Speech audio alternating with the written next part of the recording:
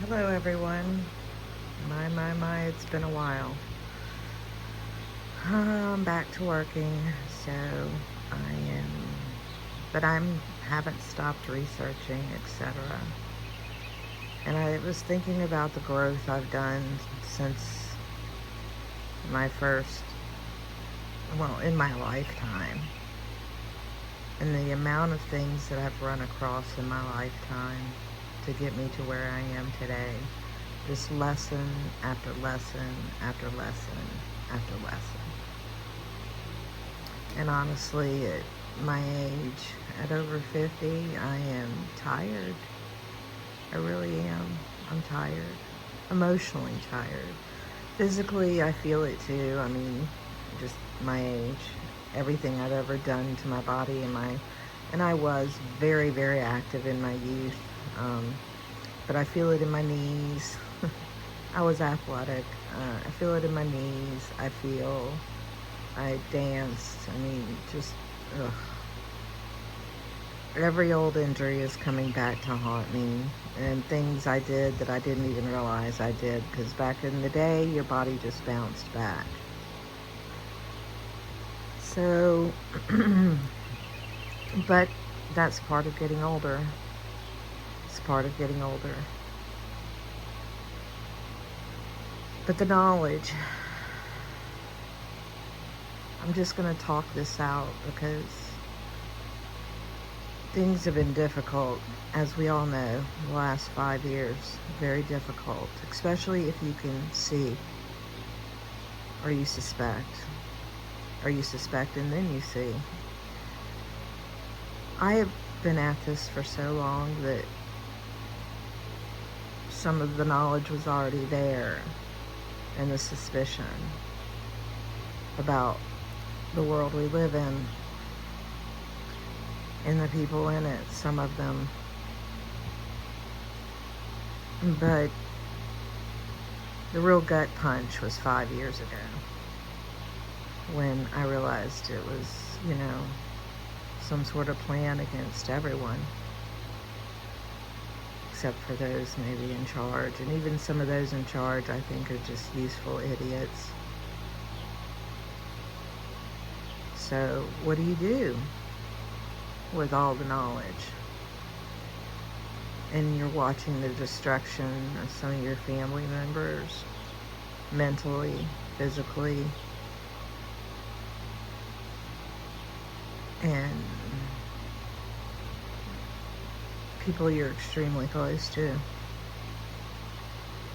Alcohol, I've seen alcoholism, drug addiction, just growing old before their time. A life wasted, another life starting but being wasted. It's a lot. It's a lot. And I think you can hear the pain in my voice because I'm a real person. I'm not some person out there to make a lot of money. It just doesn't seem to be part of the plan of my life. There are ways you could have made money, or I could have over the years, but it required, lack of morality. And that just wasn't me.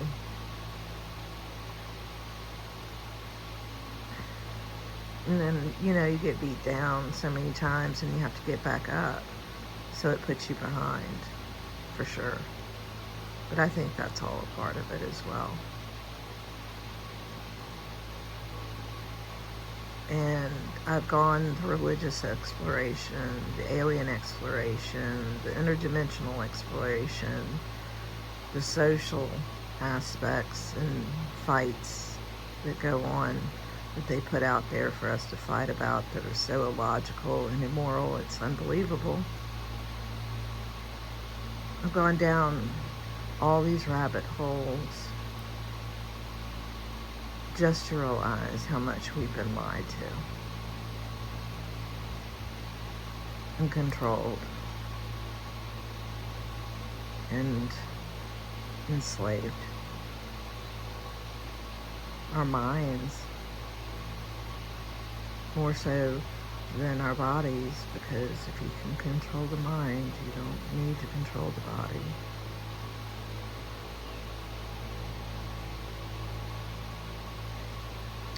But through it all, I've had different levels of faith, but the faith has come on strong in the last 10 years. And I thank God for that. Literally, that word used correctly and not overused. God, they've abused our language, changed definitions of words. I mean, the linguistic manipulation is off the charts, right?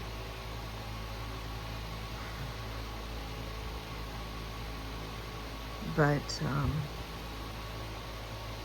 we're in for a wild ride, and if I chose this life, I want it to be the last, for sure, because I'm tapped out. But then life has also taught me that I'm stronger than I think I am, because I've had situations to where I shouldn't have made it, and only through divine intervention and me asking for help and reaching out was it survivable. So ultimately, the most important thing I can tell you is to have faith. And that when you read the Bible, you read it literally, word for word, as it is written. Because there's enough truth in there without alteration that they didn't think we'd ever believe it anyway. And they control what we read in the Bible by just doing the same sermons 52 weeks a year. But if you really read it literally and you really look at it as it is what it is, it says what it says, it's quite amazing. And our history has been rewritten. And I don't even think we're on the timeline they say we are on. And I think things have already happened that they say are coming. But one thing I do know is there is one final battle, Revelation 20, the little season, where the world starts to look like Babylon, and they have altered our history. And we can now read portions of the Bible describing the degenerate behavior, and we can actually understand what they were talking about for the first time, because it's here again. And that Jesus Christ is coming. I don't think any of us are going to be conveniently swept away. I don't believe that at all. But live your life with good intention. Try and do the right thing. Ask for forgiveness. Ask for strength. Ask for guidance. Sometimes let go and let God. But when you need to firmly plant your feet, you plant them hard. Can you be a daughter or son of God, Jesus Christ? And don't allow evil to take over everything.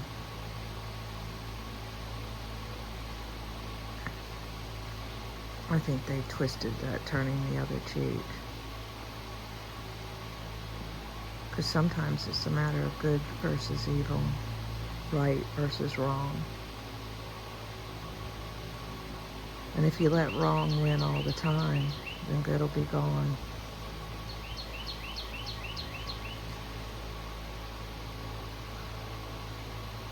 Pray. Pray a lot. And for those of you who do pray, pray for my son. Pray for his soul.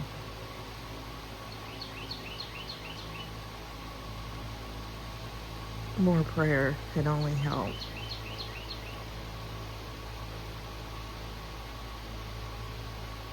and pray for all the good in the world, and pray for even the evil in the world, that they turn around and they see what's happening and what they're doing.